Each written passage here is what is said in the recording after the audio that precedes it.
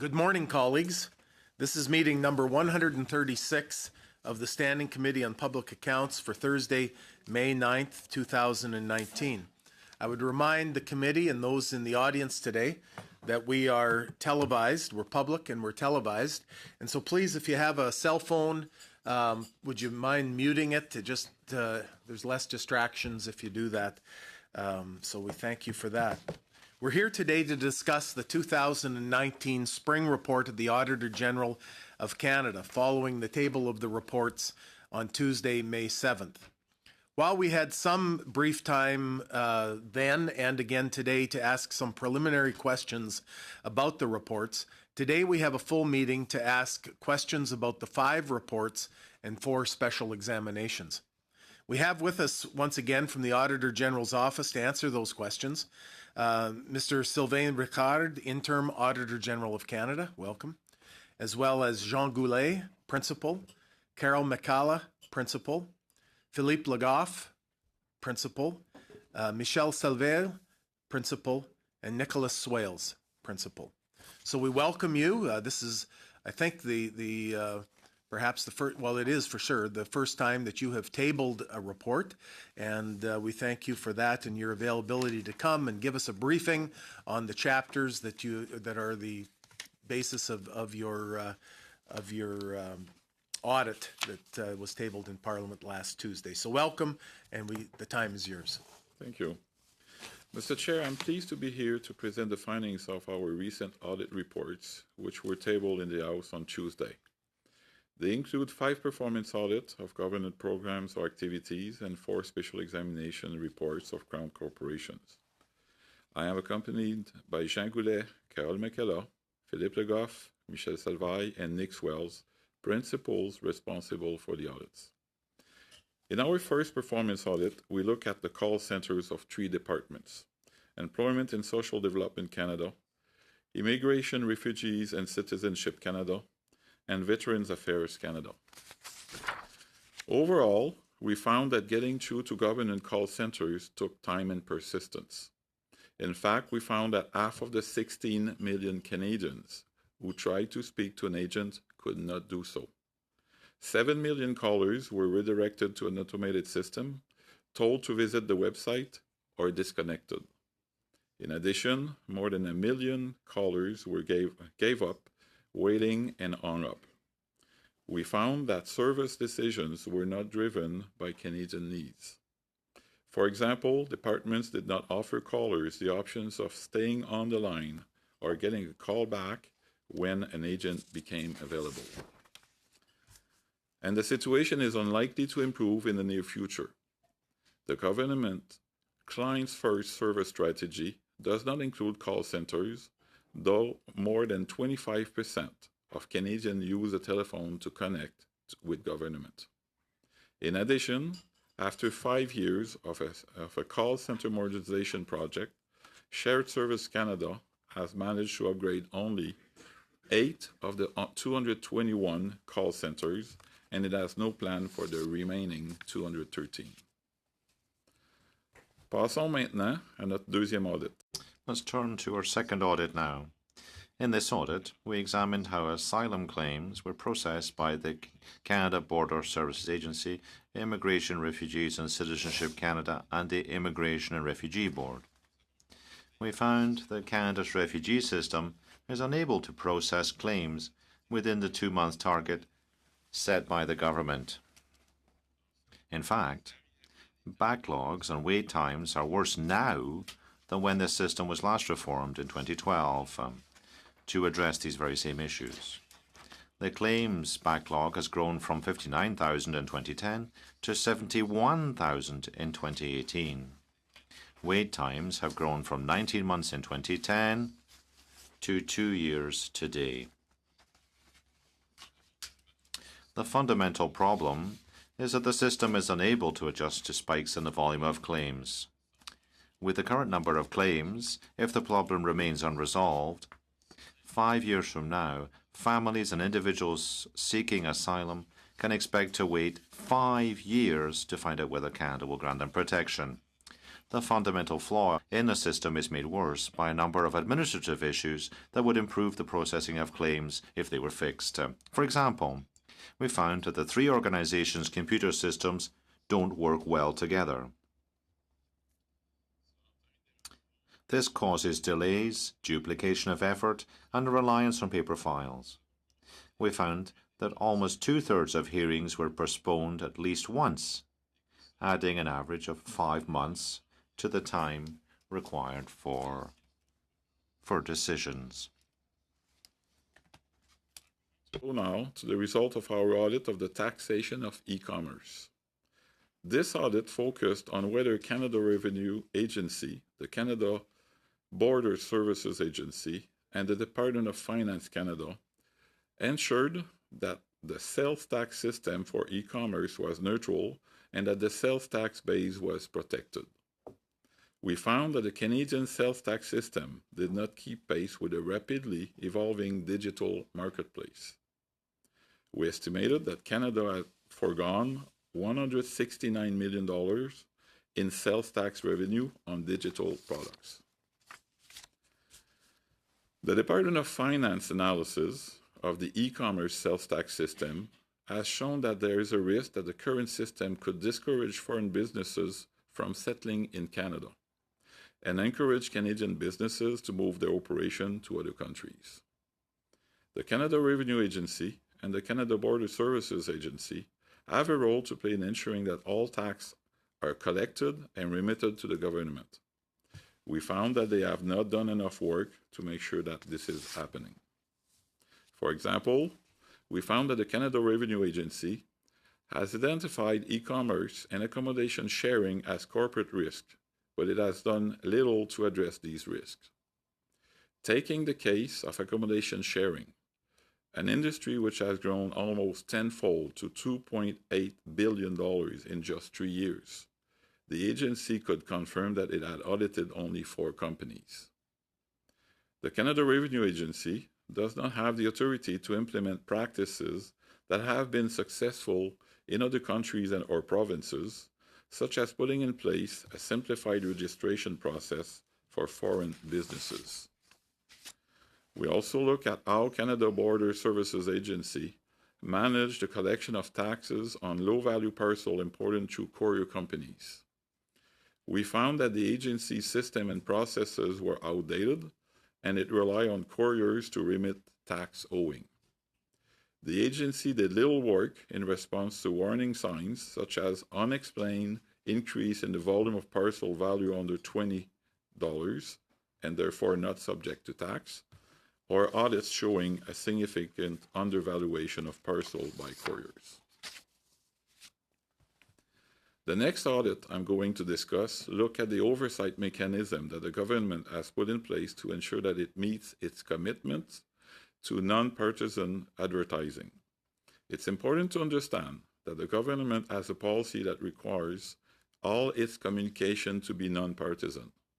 For advertising, which is a subset of communication, the government has put in place a review mechanism to prevent taxpayer dollars from being used for partisan advertising. For campaigns with a budget of less than $500,000, the review is to be conducted by Public Service and Procurement Canada. Campaigns with a budget of more than $500,000 are subject to an external review conducted by an organization called Ad Standards. We found that the money threshold is the only factor that determines whether advertising is reviewed externally. In our view, other factors, such as the topic of a campaign or its potential reach, could also be considered when assessing the risk of partisanship in government advertising. Because, for example, a small value campaign on a politically sensitive topic may carry more risk of partisanship than a more expensive campaign that is strictly informational. The audit also found that there was little documentation to show that reviews, whether internal or external, were conducted with sufficient rigor to address the risk of partisanship.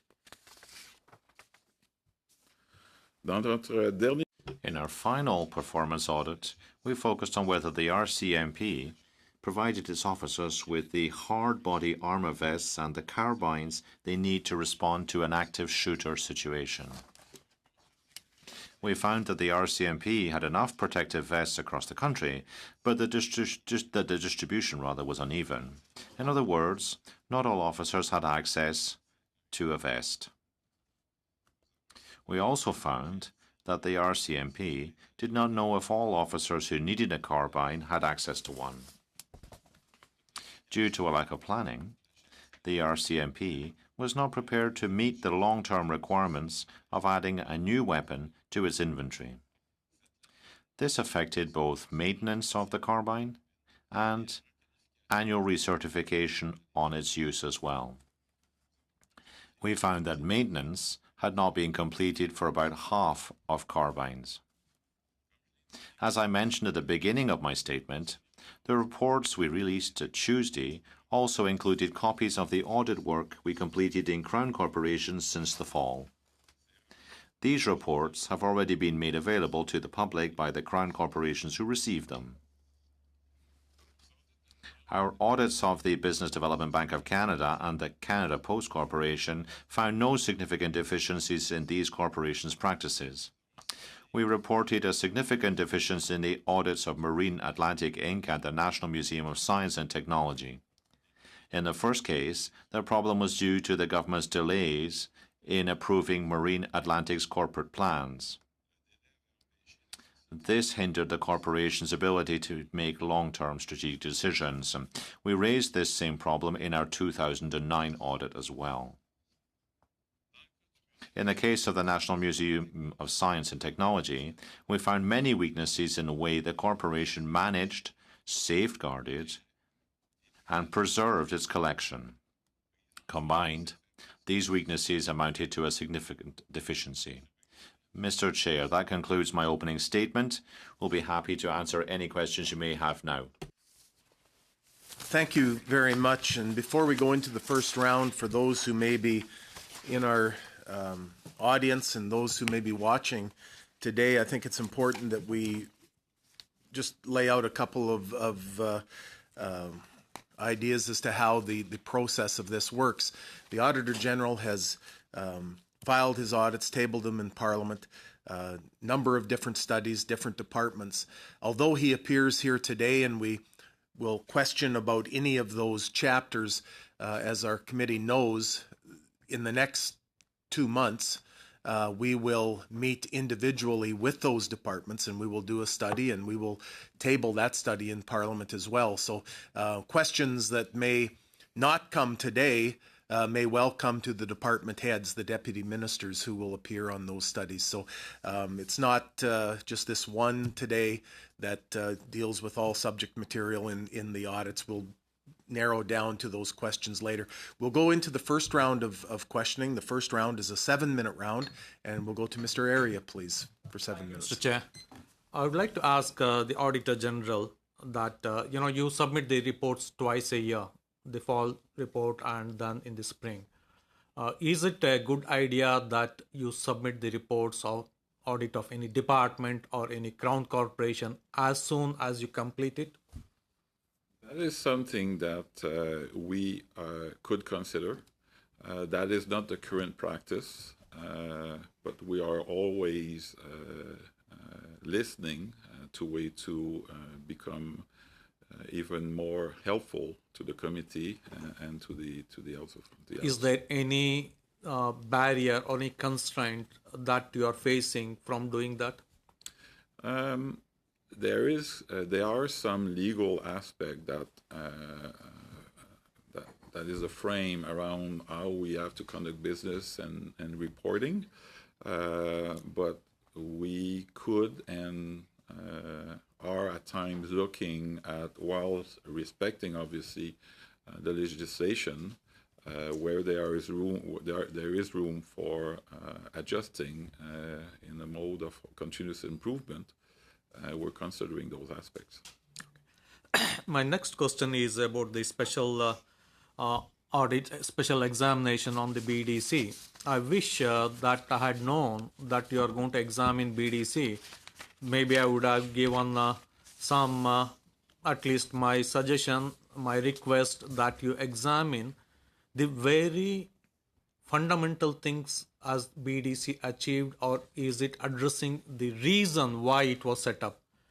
BDC was set up to help entrepreneurship, to help small and medium sized businesses. I wanted to know whether BDC has achieved that, instead of becoming another venture capital fund or another chartered bank, whether BDC has done that. The world development, I have worked in several countries. I have worked in a financial institution which was a development bank. So I know a bit about development banking. So in my view, BDC is almost acting like any other commercial entity, commercial bank, rather than a developmental financial institution. Maybe next time, is it a way that we can bring it to your notice when you do this special examination of certain crown corporation that we know well in advance? Yes, indeed. We always welcome the input of the committee, from MPs, from the public. Obviously, for independent reason, to protect our independence, we make the ultimate decision about what we audit. But input from any source is always more than welcome. Okay, thank you. On the call centers, is the government, any government, the current or the previous government, setting up unrealistic expectation in terms of the service standards and the current, let's say that the lack of the not meeting the service standard? I want to know how much is the role of shared services not addressing the entire 221 call centers.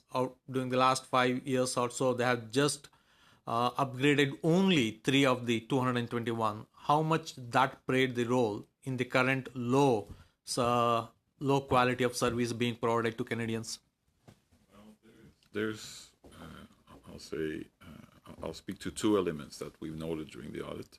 One is the technology side. As you mentioned, Shared Service Canada has a project where out of 221 call centers, they've upgraded, modernized 8 of them. There's, for the 213 remaining one, there's no plan in place yet. And the technology brings some limits. That's why there's a modernization project. So with improving the technology, it will help. But you also need service standards, that you have the technology that you have, a better one, more people, less people. You need to define the service level you're trying to achieve.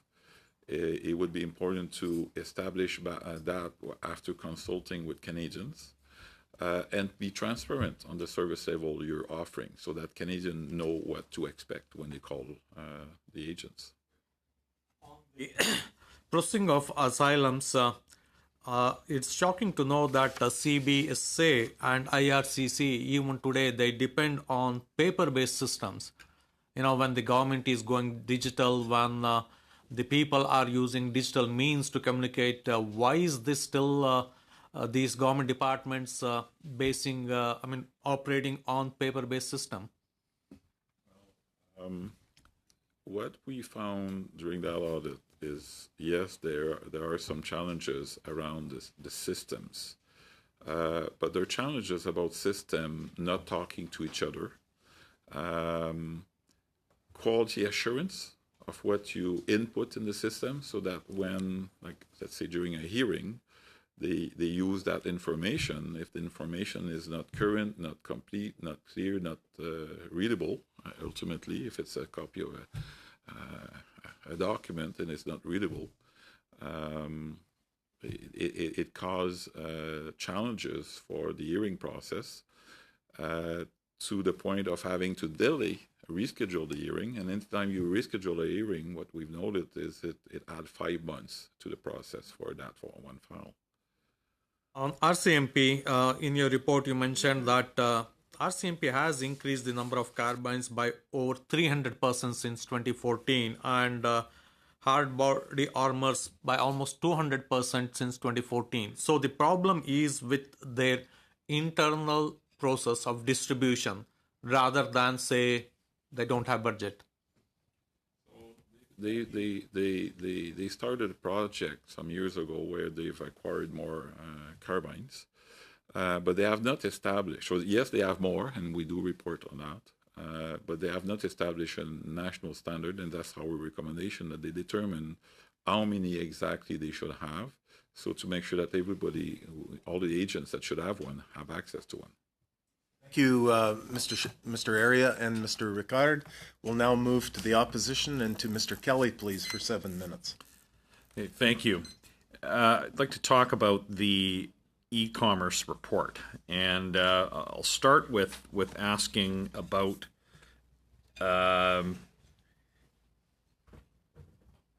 taxes received on imported low-value shipments sent by courier, because there's quite a bit actually to unpack, I think, in that under that point. So there's two problems here. So the agency is relying on the good faith of courier companies to declare and remit sales taxes that they collected from consumers. And then it goes on to say the agency had indications that courier companies did not declare the full taxes owing to the government, and officials did nothing to resolve the issue. So it's always troubling, I think, to Canadians when a department or agency knows that they are not doing something. They have identified a problem and are seemingly choosing to ignore a problem. So that's troubling. But furthermore, the other piece of this with low value shipments by courier, the GST and HST seems chaotic. So I'd like maybe either Monsieur Ricard or Monsieur Legoff to really walk us through the GST and HST. If a package comes to Ontario with a final destination in Manitoba, lands in an HST province, going to one with a separate provincial sales tax, what gets collected, what gets remitted, if anything? I'll ask Mr. Legoff to maybe get you to that process. Mr. Legoff. So when a package is ordered by a citizen living in Manitoba, for example, which has a PST, and if the package crossing the border in Manitoba, the GST and the PST will be collected. If the same package is coming to Canada, going to Manitoba, but crossing into Ontario, the GST will be collected, not the PST, because there's an agreement between the province and the federal government for which only the GST will be collected. Those agreements, in most cases, are very old, before the growth of e-commerce, when people were not even ordering online. Okay. If the package is coming through a province with HST, so Ontario going to an Ontario customer, the GST is collected, and there's a formula to calculate the HST part, the provincial part, that will go to the province. It's called the Revenue Allocation Framework. It's very technical, I will not go there, but this is basically the picture of the situation. Based on your findings, how much confidence should Canadians have that this is being done correctly? You had identified problems in accounting between provinces, or between border services and provinces, if I understood correctly. Can we? Well, if we have doubts on the accuracy of the money that is the taxes collected, therefore we have concerns about the money that is remitted to provinces. Collected by border services, but possibly not remitted to provinces. Yeah, so we don't know if is it withheld by the couriers. We don't have any evidence of that necessarily, or is it not even collected? Okay, these are two I see these as two separate problems. You have the problem of, I get maybe three problems. First of all, is the courier even collecting the tax? Secondly, is the courier remitting the tax to Border Services? And then third, is Border Services remitting the provincial portion of the tax? And at each step of the way, is the correct amount of tax from the based on the final destination of the package being collected? Correct. Okay, and so, but am I correct in understanding your report that there are concerns about all three of these, whether they are actually being done correctly? So what Mr. Legoff is referring to is, in the audit report, we refer to the fact that we noted that there was not enough audit work done by CBSA.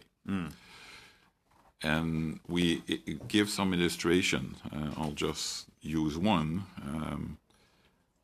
They've done some audit work where the declared value of the package was $800,000. When they've opened the package, it was a sample. The value was not $800,000. It was $13.5 million. So just not doing enough work, you will not catch the amount of tax that is not being paid. And if you don't know and don't do enough for the GST, the same issue driven by the value of the package apply to the provinces as well. Well, in that one example, depending on the province, that one example that you just mentioned would be over almost one in Ontario. That would be almost $1.7 million in uncollected taxes on that transaction alone. Correct. In fact, that would be 1% of the total identified shortcoming of 160 some odd million in one transaction. I mean, do you have, how confident are we that that 169 million in lost revenue is an accurate figure, that it's not in fact substantially higher than that? So I recognizing that I'm kind of repeating myself, that's a message we convey to the agency. They need to do more audit work. Okay. They need to do more audit work, so to have assurance that the value that are declared for the package are accurate, and accordingly the tax is aligned to the real value of the package. They need to do more audit work to get that assurance themselves. Thank you, Mr. Kelly. We'll now move to Mr. Christofferson, please, for 7 minutes. Thank you, Chair. Appreciate that, and thank our Auditor General and his staff for being here again. I have to say, the thing that jarred me the most going through these reports, and it's just personal experience, but it was your overall message on the RCMP, where you state on page 2, 5.8, overall, we found that not all RCMP officers had access to the equipment they needed to respond to an active shooter situation. It struck me because of three different reasons. One, just as a citizen, to read that statement, particularly when we link it to Mr. Aria's point that normally the issue in these cases is the money and the equipment is not there. And that's the source of the problem. In this case, we were well past that. The funding had been issued. The equipment had been purchased. And now it's just a matter of distribution and making sure it was available to the right people at the right time. That is solely management. And so as a citizen, it just jars me that at a world-class national police service like the RCMP, given the funds and the equipment they need from Parliament, then failed to manage it in a way that kept our officers and public as safe as they could be. Like, wow. Then It hit me because of my own experience as a former Solicitor General in Ontario, responsible for some of these things, and then having a little better understanding of how policing works than the average person. It jarred me. And then last, as with other colleagues who were, some of whom were here, I've been in an active shooter situation where I was one of the targets. Right here in Center Block. So, for those 3 life experience reasons, when I read that, it really jarred me. And I know we're going to call them in, and I know that we're going to hold them to account on this one, and they're pretty good at keeping an eye on these things. I suspect, and I would hope, that they're going to have ironclad answers and procedures, more than what we find in here. Some of this stuff, you can tell that they spent time wording it, and I've been there, I get it. But we need to hear satisfactory answers that commit to the safety. And the last thing I want to say on this is that it's important that the Canada Labour Code is referenced here, because it's that part of it is referencing the right for RCMP officers to have as safe a workplace as they can, notwithstanding they're in one of the most dangerous workplaces you can be in. It was the Occupational Health and Safety Act in Ontario, and the fact that the responsibility for police officers under that act was not being met, that I, as the Solicitor General, authorized police in Ontario, OPP and municipal, to move from a revolver to a semi-automatic. And it was all based on health and safety of the officers. So I got to tell you, this one really, really jumped out at me, and I don't really have a question per se, but I would give you an opportunity, Auditor General, to either agree with my remarks, or if you think I've been over the top, I'm willing to hear that. But I'd like your thoughts on both your findings and my comments about your findings. Well, our conclusion was that officers don't always have the equipment and the training they need to protect themselves and protect the public. And we're talking about hard body armor. We're talking about carbines. We refer in the report of having to do better on managing a project such as adding, because we do report mention in the report that they've added more carbines, but you need to manage that. You need to prepare for training, recertification, because when they're not trained or recertified, they can't have access to the carbines. And you also need to maintain those carbines, and we've noted that 50% of the carbines were not maintained according to their own standards. So we made a number of recommendations so that they improve those issues. Very good. Thank you. And we'll be following that one up big time. I'd like to move now, if I can, because I'm not sure. We're running out of runway in terms of Parliament, and I'm not sure how many hearings we're going to get in before the Parliament not just rises, but very soon dissolves. So I'd like to raise one issue that may not get some further attention beyond this, and it was your report on the oversight of Government of Canada advertising. It's not, as serious as the issue we just talked about, but looking at the overall political situation, this is always a rub. And I've been around long enough in elected office where this was just an idea thrown out a few decades ago, and now we've got to the point where we've got actual policies and legislation that speaks to government not using taxpayers' money to advance their partisan interests. And your overall message on page 3, 4.15 is, quote, overall, in our view, the Government of Canada's oversight of advertising was not sufficiently robust to ensure that the Government of Canada was meeting its commitment that public funds were not spent on partisan advertising.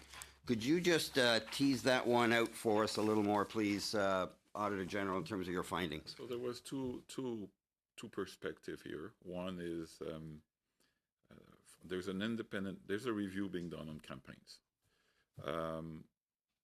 the decision to go with the independent external reviewer is anchored in a dollar threshold. $500,000 campaign goes external review. We are of the view that, especially in these days with technology and other means of delivering campaigns that in a cheaper way, that other limits such as topics of the campaign, the size of the audience, the reach, should be considered. So after a few years of having the mechanism in place, we made the recommendation that we may be time to reflect on adjusting that criteria. The second perspective is the review being done internally or externally. There was not enough documentation for us to be able to assess the rigor to which the assessment was done internally or externally. There was basically no file for us to review. And I'm assuming there should have been? Yeah, just a quick, there should have been? That material should have been there?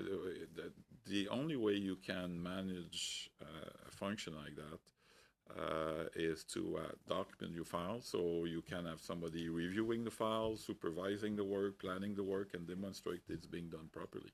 Thank you, Mr. Very good. Ricard. Thank you. Mr. Arsenault, please, for 7 minutes. Vous avez 7 minutes. Merci, Monsieur le Président. Thank you very much, Mr. Chair. A great report, lots of questions. I won't be able to ask all of them today, but I hope that the main authors of this report will be back here at one point in the future. My first question is on call centers. Mr. Goulet, I think it was you who was the principal on that part of the report. Did I understand correctly that over the past 5 years, this report is dated January 2019. It was tabled in May. Over the past 5 years, 2013, 2018, a start has been made to plan the modernization of these call centers. Am I right? Well, Shared Services Canada kicked off a project about 5 years ago to modernize call centers. And they realized, in fact, as they went on, that it was more complex than they thought at the start. It was much more complex. They did 8 of them, and for the 213 other call centers, they haven't yet done anything. Very, very quickly, not much time. There's a difference between drawing up plans and starting the modernization process. Over the past 5 years, they're playing catch up to plan how to modernize these 221 call centers. For the other call centers, apart from the 8, nothing has been done. And what's the obstacle to that? What's the problem? Is it lack of money, lack of financial resources, human resources? What? Well, they underestimated the work required, the complexity of the issue, the technological complexities, also the skills of the staff required to modernize all the 221 call centers. They've announced 8, and that's what they've been able to do over 5 years. They're going to have to plan for the others. Another were Veterans Affairs. They were audited, IRCC, the IRB. There's been a lot of talk about that in the media, right? I think that I'd like to mention a personal story here. I was at a round table with many people. I'm from a riding which is very, very rural in nature. I was in the most rural part of my rural riding in a small town, which is an hour and a quarter from 2 major urban centers. It's right in a forest, in fact. Now, these people use EI on a regular basis. I have many unemployed people, but the unemployment period is very, very short because it's the lumber industry that employs them and that provides these people with a living. It really now the thawing and the freezing of the roads means that lumber operations have to stop for a specific period. It's very short.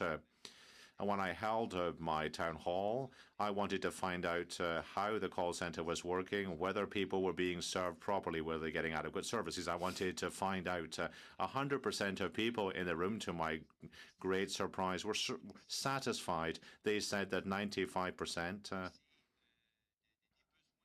of needs in terms of EI were resolved by the computer over the internet. There were very few cases that had to be dealt with over the phone. And when people called, they got service. I was surprised, happily surprised, in fact. Now, do you think that the reason for this really is that because it was seasonal? Is that why? Because the demand is seasonal? Well, there are various scenarios. There's 25% of Canadians, in fact, who use the phone to do business with the federal government. Now, in the case of the EI program, 52% of people who call have not been able to get their call answered. I'm going to jump onto something else, a different report. I'm sorry, but I have so many questions. E-commerce taxation now. I heard something, I don't remember from who, perhaps from Mr. Le Goff. The CRA does not have a legislative means to collect tax. That's what I heard you say, I think, at least. But in some cases, when it does have the legal means to collect tax, it's not doing it, or it can't do everything that needs to be done to collect the tax. What do you mean by that exactly? Well, there are two things here, really. We'll start where they have authority to collect the tax. They're not doing enough audit work. You have a minute or less. So there are areas where their tax should be collected. They're not doing enough to collect that tax. There are other areas where the authorities aren't there. Products are not taxable, so they can't collect tax on those products. But in the report, we talk about agreements where which encourage companies to voluntarily register a simplified system, and they would remit on a voluntary basis the tax that they owe, as is done in other countries and other provinces, in Canada as well. Now, these tools don't exist, that legislation doesn't exist either, so the CRA it has no jurisdiction. That's right. They don't have the authority to do that. Now, if you had any suggestions to make about this, what would they be? I don't want to make any suggestions. It's a political decision. It's up to the government to decide what to do. It's not up to us to put forward solutions. When I read the figures, I was listening to RDI yesterday. I heard Mr. Le Goff on TV. $169 million. That's the losses in tax for 2017-18, I think. I was surprised that it wasn't higher than that, given the scale of e-commerce over the past 5 years.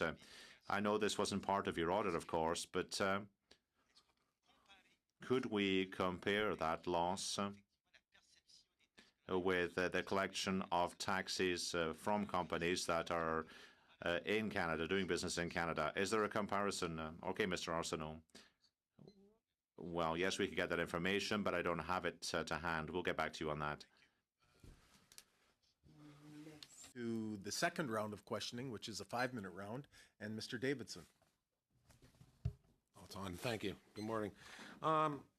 Just listening, and even earlier, there's been a word that's come up 3 times, and it's actually been used by 3 of you. The word overwhelmed has come up, and that's something that's people have worried me regarding 2 reports. One, the processing of asylum claims, and obviously the other one, call centers. Just looking at your report, the number of claims, funding that was set aside in 2012, processing 22,500 claims a year, and yet this year alone, there's 55,000 claims. And then looking even budgeted in the 2019 budget, we're only going to be processing 40,000 claims, and in the 2021 budget, 50,000 claims. So it seems to me we are going to be overwhelmed because we're getting behind the curve. Was that something that was shocking to you? So you're referring to new funding that was given in the new budget. So you'll understand that we haven't done any audit work on that to assess exactly what's the money for, what will be the impact. We haven't done any work on that, but it remained that the backlog right now at the time of the audit was 71,000 files, with on average 2 months to get a decision. So we made the recommendation that they find a way to, I guess I'll say this way, become more nimble in the way of addressing or dealing with spikes in the demand, because right now the business model is a fixed capacity, and that's what the problem is. Right. And that's what I'm saying. Even new budgeted numbers, this is what people were still going to be overwhelmed, given the backlog and the new asylum claims. Even the new money dedicated by the current government isn't going to cover that. And then secondly, we have a government that says they're out talking to Canadians, and I know how frustrated I am. Really, we're not listening to Canadians because we haven't even talked to half the Canadians that have called the government. So I'm just looking at the updated call centers. There was 8 done in 5 years. Did that give you pause to look at the number of call centers that had to be upgraded, the other 221? If we're only doing 8 over 5 years, how that is going to translate ever to them being updated, and by the time they are updated, they're going to be outdated. So, no, it's for the department to do their own planning and assess how quick they can go and modernize those systems. So that could be a good question to ask the department. Okay, thank you. We now go back to Mr. Sarai. No, Ms. Yip. Sorry. Okay, thanks for coming. Do the public or Canadians across the country have a chance to provide input on what topics or issues that your office choose to examine? Yeah, we always welcome any ideas from any source, that it be from member of parliaments, from the public. We have our own internal process where we reflect on what's the best audits we could do to have the best impact, more value to Canadians. Yeah, input from the public is always welcome, and we do get some at times. Do you put a consultative link out there on your social media or on the website? We do receive some by regular mail, and we do receive some by electronic manner. But does your office actually put out a link where We- Canadians we- can just click on, and like how the CRA is seeking to improve their services right now, they have a consultative link and they invite all Canadians to engage? We use the we are using the social media like everybody, and we do get public reach out to us through that means. So just referring to the Marine Atlantic and the National Museum of Science issue and its significant deficiency, it looks like they have some problems that were discovered in your 2009 audit. Why have the problems not been addressed? It's now 10 years later, and the same problems are still being brought up. That's a question. That's a question for the organization. I couldn't tell you. When we did the audit and we've noted that the issue was still there, we just took note of that and reported on it. Well, I guess we're going to have to look into that a little closer when you come back and maybe do more follow-up on that. Thank you. You have another 2 minutes. Okay. Could you comment on the call center modernization project? What does that involve? So that's a project. The department will obviously be able to give you more details, more specifics, but that's a project under Shared Service Canada, who was tasked to modernize 221 call centers. They started about 5 years ago, 6 years ago. They've realized that the task at hand was more complex, technology-wise, more costly, and they managed to modernize 8 of the 221 call centers. And what we noted in the report, and we made a recommendation on it, is there's no plan for the remaining 213. So they need to come up with a plan to modernize those call centers. Is it because of funding? Well, they underestimated the complexity and they underestimated the cost. They will have to define a detailed work plan for the remaining 213. They will have to come up with that cost. I couldn't tell you for them what the cost will be for two reasons. They have to determine it, and they have not determined that yet. Is there any other thought to maybe going away from call centers and using technology like online chat to improve the service and to also maybe improve the costs? There are many options out there. There are many are being used.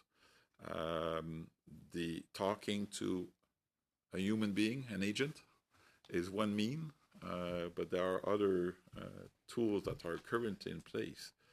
But we do refer in the report that 25% of Canadians prefer to do business with government by phone.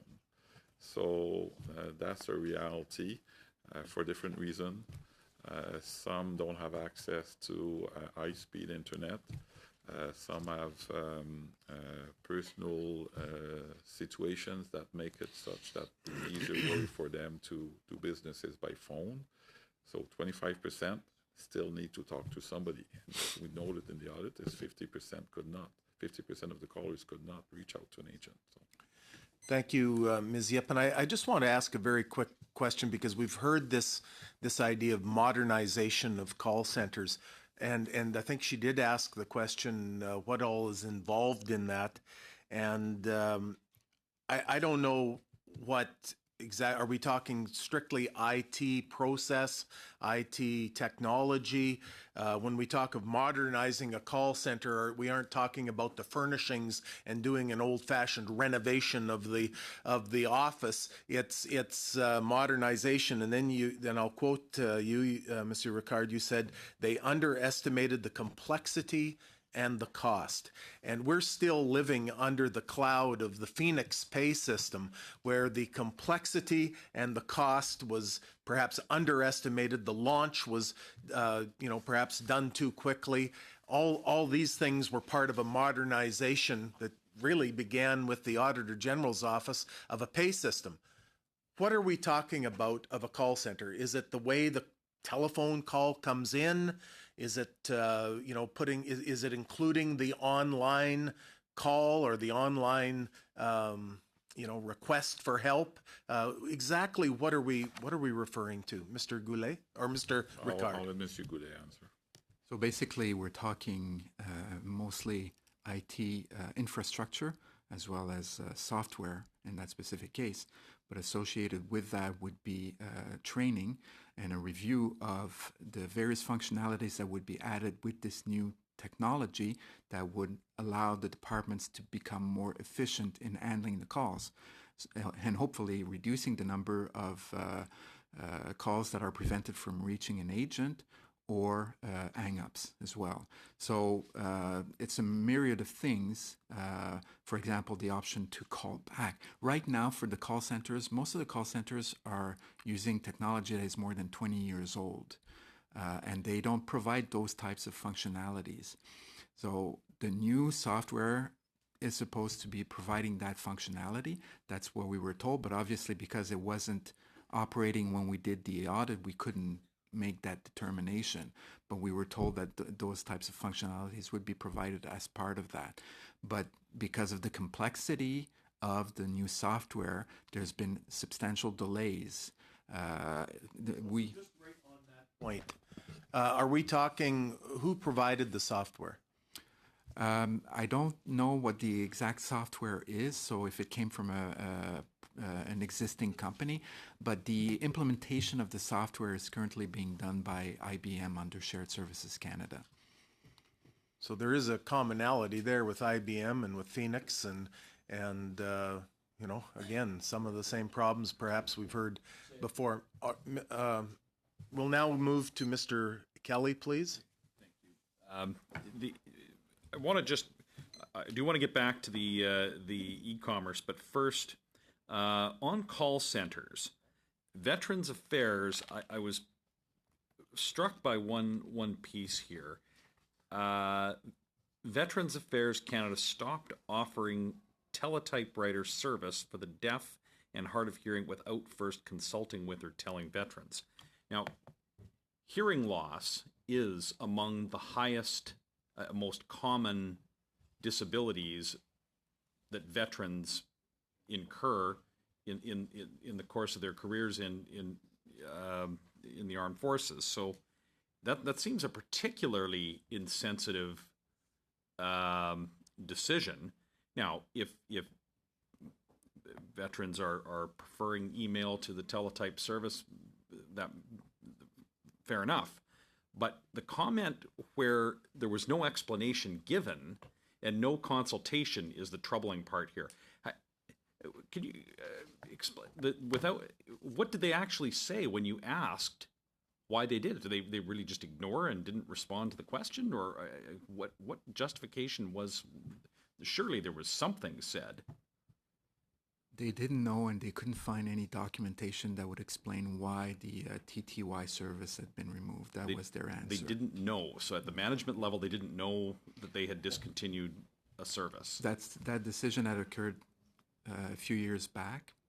So I would speculate that there's been turnover, but the answer that was given to us is that they didn't know why, although what they did tell us is that based on past experience, it wasn't used all that often. Okay, and right, when fair enough, and that would be a reason to say it's not used. But the way it's written in your report really jumped out at me as perhaps being particularly insensitive. I'm going to then just switch back and talk about the e-commerce. On e-commerce, the finding that Canadians submitted only 524 GST, HST forms for purchases made from foreign and domestic vendors.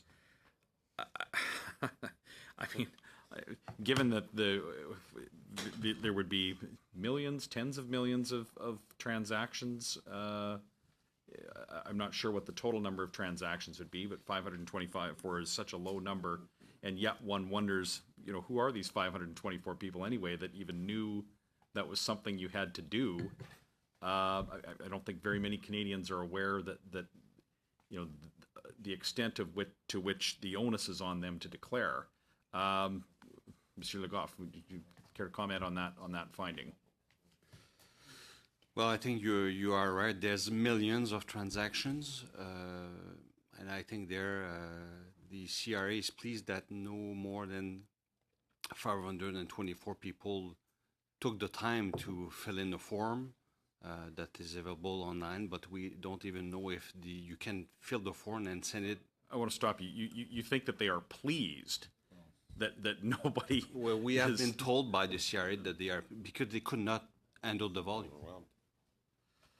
So they are pleased that Canadians are not complying because they wouldn't... They don't want to do the work and have people to actually... Well, all right, that's... well, and that brings me to, I wonder who these 524 people are that actually did, out of the millions and millions of transactions. I mean, perhaps they're the CRA employees, the only people that know that this is something that they're required to do. So what's the answer to this? Surely, if this is the law and enforcement dealing with the law as it currently is constituted. I mean, should we have a CRA now that's overwhelmed with millions and millions of GST or HST forms, or is there another answer here? Well, part of it, I guess, one has to consider the cost-benefit side of it, in the sense that I think the example of the report is like $2 a month for an individual.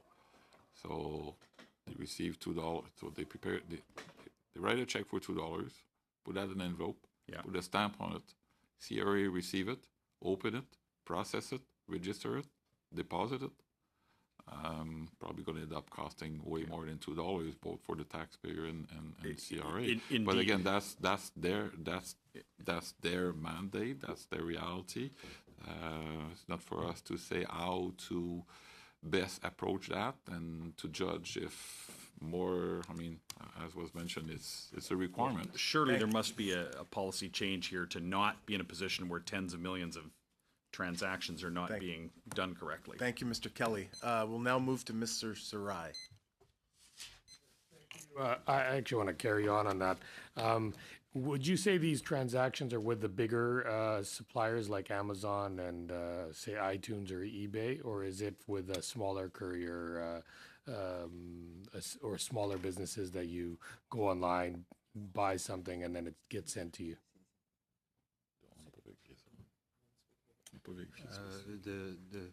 What we looked at is the Courier Low Value Shipment Program, which has currently 14 companies participating to that program, including FedEx, UPS, DHL, and others. So there's 14.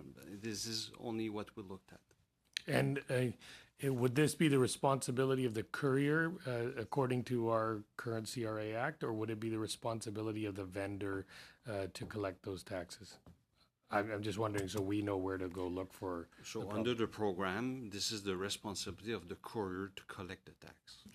And you're saying these couriers were not in majority of cases? No, what we see is that the CBSA is unable to validate if the amount of tax collected and then remitted to the CBSA is accurate.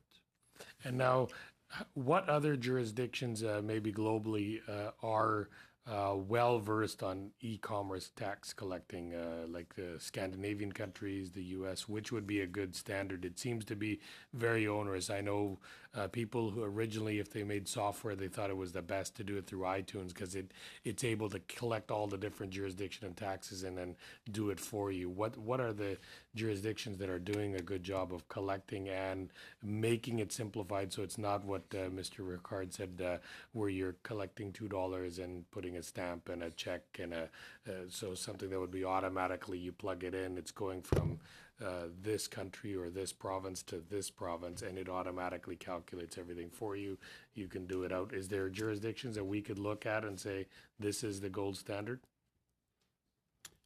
I could not provide you with the name of a country. I know that the World Customs Organization, there's guidelines that are currently put together, so countries are working together to address this worldwide problem, basically. Okay. My second question is to do with the refugee delay and backlog. What does, when you say the standard or recommended was 2 months, that was the goal, is that to be a protected person or for your full refugee process down to permanent residence? Was it the 2 months to be declared a protected person not maintained, or was it the full process taking up to 2 years and now you're anticipating even maybe 5? It's for the decision on your asylum claim, so that you are get a positive or negative answer to your request to get asylum As a protected status. person or as a permanent residence? Protective, right? Protective person. Okay. As to the RCMP, what my understanding is that enough carbines and body armor it was provided, but it's not guaranteed that it's distributed. Is there a deficiency in the methodology that the RCMP distributes this, or is this a willingness issue that they don't think everyone needs that? Thank you, Mr. Chair. First of all, we don't know, and the RCMP don't know whether they in fact have enough carbines. That was one of our observations, is that they don't have a methodology that they've implemented that allows them to know what the correct number is. We observed that they bought more than they had estimated, but that's not the same as saying that they have all that they would need. In terms of hard body armor, they do have a total across the country that meets the standard that they had set of 1 per operational vehicle plus 10%, but there were 2 provinces that weren't at that threshold, so that meant other provinces had more than the minimum, which they are certainly able to do, but we did expect that all the provinces would have the minimum. The issue is therefore clearly one of distribution, or partly one of distribution, partly one of deciding, what threshold you want to meet for the hard body armor and the carbines. And what we found was that methodologies for distributing the carbines were not sufficiently in place. That they had identified that they should be giving them to at-risk officers, but they didn't have a consistent definition of what that was. Nor had they worked out how many carbines there should be in different locations based on the characteristics of that location, like the number of high-risk incidents that it experienced. Thank you, Mr. Sarai. And I'm going to give the last couple of minutes to Mr. Christofferson, and he can kind of sum everything up, I guess, if you wish. And then our time will be up. Okay. Thanks, Chair, and I'll try to do this quickly. I just want to touch on a couple of themes that are running through these reports and some ones that we've done in the recent past. Let's start with the special examination on Marine Atlantic, and again to your overall message in paragraph 14. You state, Auditor General, overall, we found that Marine Atlantic, Inc. had good practices in place to oversee the running of the corporation and to manage its operations. Hard for us to ask for much more than that. Next paragraph. Nonetheless, we were concerned that the corporation was not able to make long-term strategic decisions because of circumstances outside its control, specifically delays by the government in approving the corporation's full 5-year corporate plans. We reported this issue in our 2009 special examination, and we found it to be a significant deficiency in the current audit. That's the government. And it's not necessarily this one per se, it's previous governments too. And I've fessed up that I saw the same problems bottlenecked at the provincial level, where decisions at the center, around the Premier or the Prime Minister, are holding up major decisions, and so they're not able to do the job that they want to do for Canadians, because the senior government that gave them the mandate and the funding to do it didn't give them the approvals they need and didn't give them the people on the board. And I'm running out of time. So Canada Post, they take so many hits. It needs to be said. Overall, this is the Auditor General meant, during the period covered by this audit, we found that the Canada Post Corporation had in place good practices to oversee the running of the corporation and to manage its operations. It's been a while since it had that kind of good news, but there you are, and fairness dictates that be put there. However, the AG goes on. We were concerned that circumstances outside the corporation's control limited its ability to make long-term strategic decisions. The circumstances included delays in several areas that were within the government's control. Appointing new members to the corporation's board of directors, along with the new president and chief executive officer, and approving the corporate's annual corporate plan. Sound familiar? That's just from here, and there's one more here. That is an example, and I can't go into that one because I've run out of time, but the point is we've got a huge problem in terms of decisions being bottlenecked at the PMO level, at the government approval level, and something has to be done. And it's not just one party. This is a systemic problem that can be fixed. We just need to make sure that they have the political will. Thank you, Chair. Thank you, Mr. Christofferson. Our time is up. I want to thank you for coming here today and giving us a little bit almost like of an appetizer for what's to come. And we look forward to beginning our meetings again next week. Tuesday to our committee, we'll have the main estimates. So we'll be studying on the main estimates and the planning and priorities. And following that, we will get into the Auditor General's and department by department. Also, we have, I'll remind you, we have a couple of reports, draft reports that we've studied. We need to finalize on the draft reports and see that they're tabled in the House. So to the Auditor General, thank you. To his team, thank you for work well done. And we look forward to seeing you in the days to come as we call departments before our committee. We're adjourned.